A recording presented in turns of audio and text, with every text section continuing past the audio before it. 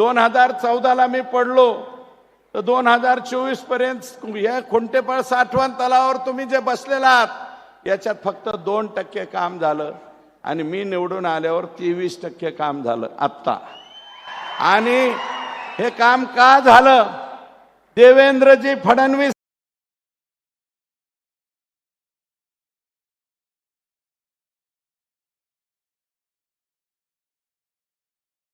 साहेब जलसंपदा मंत्री होते, पंपिंग मशिनरी असेल ज्याची एका दिवसात आपण सांगितल्याच्या नंतर आणि एसीएस एका दिवसात परवानगी मिळाली आणि हे एवढं मोठं काम साहेब 40% काम झालंय आणि तुमच्या हस्ते बोगद्याचं सुद्धा आता शुभारंभ झालेला आहे।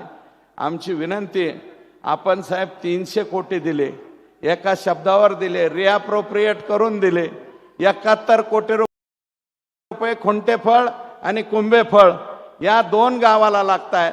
बाकी सभागृहामध्ये सांगितलं बिनधास्त, सुरेश धस तुम्हाला 300 कोटी दिले आणि ते रिअप्रोप्रिएट करून दिले सुद्धा, त्याच्याबद्दल मनापासून या ठिकाणी आभार मानतो।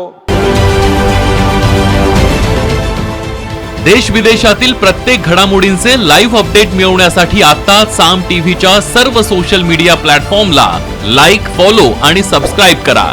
तसंच सर्व नोटिफिकेशनसाठी बेल आयकॉन प्रेस करायला विसरू नका।